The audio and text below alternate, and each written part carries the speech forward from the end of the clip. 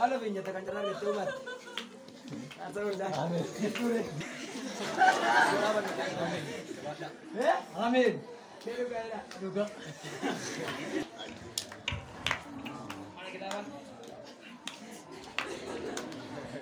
Ya? Menu gaila. Haleluya. Amin. Luki sila man chumpe sinitti.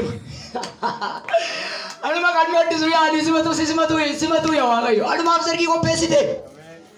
Namo detta wadu akan apchi dam mane ko pesite ya. Konkolata perdana bidda wagayo abbe. Lafa turi rami dikille zaraf. Amin.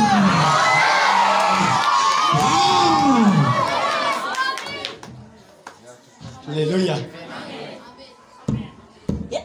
Anu ma yela me sakar ka baja. Gopta ko era gutisati. Devi ko twena. Lupungo si ade tela gutisati. Maranatha era gutisati. Ichifodi sinarkine harkinama sinakabde kulkulati biyaduga yadanme yom siarga ya sioni kiya biyati Lukkisi lammanan isinitti munni tokkoffaan cuudhashanii hamma 18tti kan jiruun isinitti hima.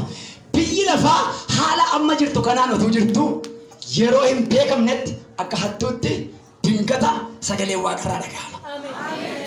Inni waa'ee Afrikaa yaadu, inni waa'ee barumsaa yaadu, inni waa'ee nagadaa yaadu, inni waa'ee fuudhaa yaadu, inni waa'ee gubboo yaadu, inni waa'ee taayitaa yaadu. Dingata kiingee waaqarraa kiingeen jalqabaa afuufamaadha. Kiingeen jalqabaa gaafa afuufamu ilaala jalqabaa Yesuus gooftaan dhufuuf gaafa ga'u mul'ata tokko torbarraa ka'e kunoo inni duumessaa wajjin dhufuuf jira. Macci hundi nu isa hin argu warri isa waranan illee hin arguudha. Waa warra Yesuusii wajjin dhufu tokkoffaa duumessa ulfina Waaqayyootti marsa'e. Maali jedhee? Maali jedhee? Duumessatti marsa'e. Lammaffaa macci ergamoota Waaqaa lakkoofsa kan hin qabne isaa wajjin hin jiruudha. Eenyutu ergamoota Waaqaa? Sadaffaa immoo Yesuus farda adii irra taa'ee gulufe. Farda ilaala ulfina Waaqayyootti fakkeeffama. Farda garuu fiizikaal appiiraansiidhaan argina gaafa san shabbii fardaatiin. Farda gooftaan irra taa'a qilleensa irra si'e gaafa garab garuu immoo lafa hin dha'u. Lafti gassi harkisuun yeroo ishee itti dhumataa jiran jedhe. Warra gassi harkisanitti yeroo inni dhumataa jiran jedhe. Gadi harkiftoonni gaditti hafuuf jiru. Oom qalaa ejjetaa bulbuluu gaafa Waaqayyooti baallee ja'a baasa. Haleluya. Yeroo kana macci ergamootaa isaa wajjin hin jiru. Gooftichi farda adii irra taa'ee fardaan gadi gulufa. Duumessitti marsee jira. Macci ergamootaatti marsanii isaanis fardeen adii irra taa'anii waan lama baatu. Tokko gitaara Waaqayyoo baatu. Gitaara Waaqayyoo kottaan gammannaan ililchina. Maal jennaan gaa'ila walichaa ka'e eera ture qulqulloota lafarraa fuudhuu danda'u. Haleluya. Waktu qilleensa kanarraa si gadi fiiganii nu hin beeknu waaqeffataa meeru jireenya idilee ma jiraataa jiru. Amma see keentii kanallee ta'uu danda'a hin beeknu nuun. Otoo nu waaqeffannu jireenya idileetu jiraannu madeegaa Waaqayyoo ko jireenya idileetu ituu nu jiraannu dingata Yesuusiif ergamoonni isaa konkolaataa fardeen abiddaan waaqarraatu gaffiiganii jala Phaawulos dingata sagalee wayii dhaga'ama. Qilleensa kana keessa hangafta ergamootaa isa jalqabaa malakata isa jalqabaa yookaan xurumbaa buufee tuut godha. Maayini tunu kan nama dhibu immoo gurra ifa lafaarraa hundumaa dhaga. Wal faana namni hundumtuu dhagaa.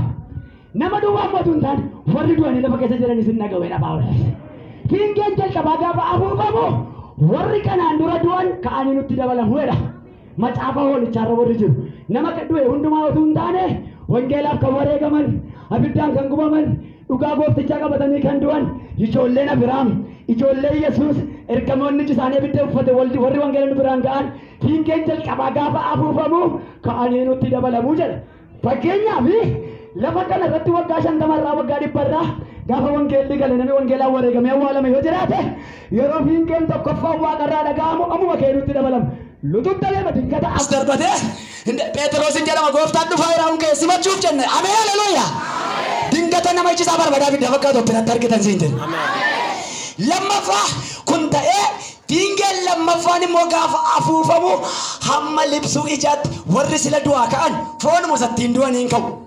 Eegisaan ka'anii nutti dabalamanii libsuu machaa sana keessatti fiingeen lammataa waaqarraa tuut kafaadhu hamma libsuu ijaatti gaddaramnee qilleensarra gooftaa butachuu basii ol shoo raati gillifisuu taraabiyaaniyaa. Hamma libsuu ijaatti jijjiirama qulqullootaan isinitti hima. Tokkoffaa namummaa ergamoota waaqayyoo uffatuudha. Mucaa kana beektu maqaan isaa Iyyaasuudha. Amma argitu fiingeen lammataan gaafa afuufamu ammuma kana namummaan ni madaa'u dhukkufataan du'aan kun bututtanii lafa inni irraa kun beekanii harkisaa addisaa wayyaansaa jireenya isaa hundumtuu adii qofsee. Yes yes. Hallelujah. Waaqayyo harki kun kan eewuti maayinna na takkas ta'e mana ilaal kunin calaqqisa kunin baba maal taane hallelujah. Hammamitti hamma libsuu ijaatti within an eye spot hamma ija keenya jiruunfannee bannutti hamma ija keenya jiruunfannee bannutti namummaa ergamoota waaqaa uffanna. Namummaa keessan kanaan chaawo jedhaani dadhabaa nana jedhaa chaawo jedhaa narraa buuta jedhaa fiingeen eegaa jedhaa guddisaati. Ameen jettanii ijoollee orodoloobola wadana barra baadiyyaa. Ameen ameen. Hammuma libsuu ijaa kanatti jijjiirama isa lammaffaa jijjiiramni inni tokkoffaan namummaa eenyu namummaa ergamoota waaqayyoo magaala maaloo ta'e minamni nafe kun hundumtuu namummaa ergamoota waaqayyoo uffata keessaa warri butamu. Jijjiiramni inni lammaffaan immoo koochoo ergamoota waaqayyoo baasuu jedha. Warri butamuu duraa keessaa qooda qaban koochoo ergamoota waaqayyoo baasu. Koochoo ergamoota waaqayyoo baay'ina isaa Isaayyaas 6 arganna. Isaayyaas 6 suraafeloonni koochoo 6 qabu. Ni harka keessan akka diriirsaa takka.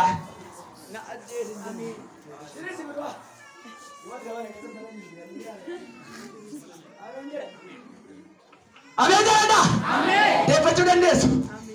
6 qabu suraafeloonni.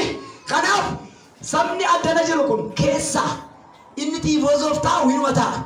Inni dhiiga walichaan dhiqatee dhufaatii gooftaa eeggataa jiru. Fiingeen lammataan gaafa afuufamu dingata koochoo 6 baasa. Koochoo 6 kun dheerina isaa immoo kan kiruubelii irraa waraabna. Kaifatu kan kiruubelii irraa waraabna dheerina isaa immoo.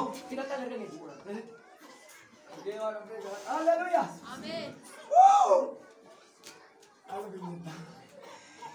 Ilakeera koochoon garanaa tokkoonsaa dhundhuma namaa 5 jedha. Tokkoon isaa meeqa? Koochoon garanaa tokkoon isaa dhundhuma namaa 5 kun dhundhuma namaa 5 kan kiruubelii isa kanaas dhundhuma namaa 5 inni kunis dhundhuma namaa 5 isuma iyyummaa tokkoon namaa meeqa baasa 6 tokkoon isaa dhundhuma meeqa dheerata 5 lamaan fuula golgatu lamaan miila golgatu lamaan amma libsuu ijaatti fiingeen lammataa gaafa afuufamu gooftaa simachuu qilleensa keessa dingata obbiraadha dhabdeedhaani nama simbira jiru. Fiingee tokkittiin eegaa jedhaani. Bilbila tokkittiin eegaa jedhaa guddisaati. Ijoolleen mootummaan jirtan erga keessan waliin gaaftanii warri fiingee eegaa jirtan gooftaa jedhaa. Yesuus jedhaa. Sagaleen kee jedhaa. Fiiroon ergamaa jedhaa. Sagaleen ergamaa guddichaa jedhaa. Gaafa dhaga'amu jedhaa. Namummaa haaraa uffadheedhaa. Butamuu duraa keessaa jedhaa guddisaati. Qooda argachuuf qophaa'eera jedhaa. Amen jedhaa. Gaddeeffadhaa.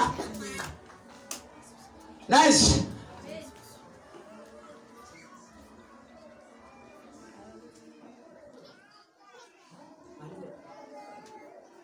Hallelujah.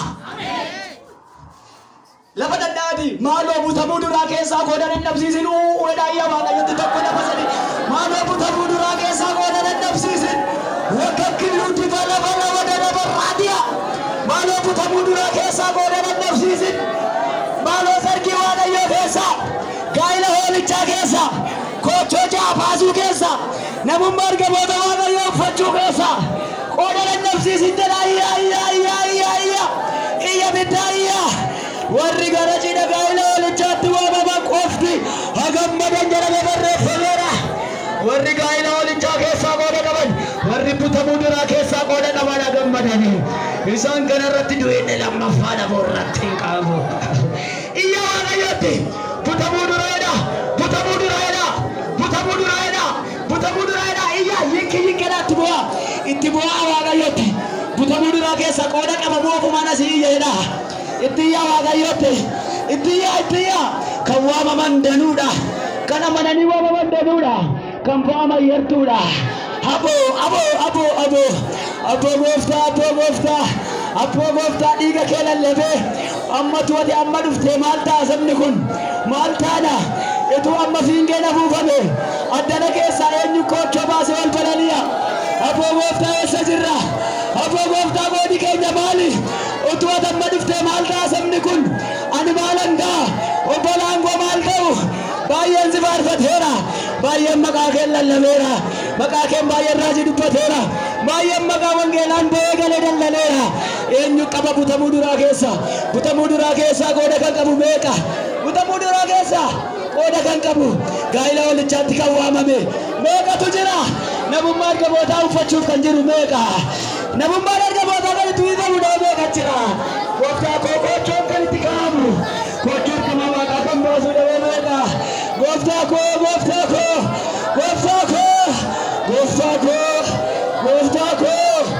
sabi kun eessara qannoon dhisu eessara tu amma dhuftee eessarra tu amma dhuftee maal fakkaata eessarra butamuu duraa keessa qooda nun dhabsiisinii gaa'ila walichaa keessa qooda nun dhabsiisinii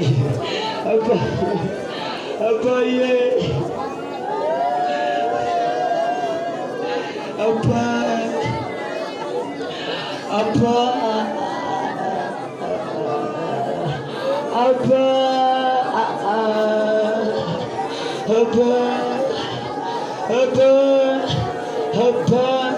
qooda qulqulloota gonfoo ulfinaa jireenya biyya waaqarraa gaa'ila hoolichaa cidha argamoota guddicha Vera della Pere Vecchio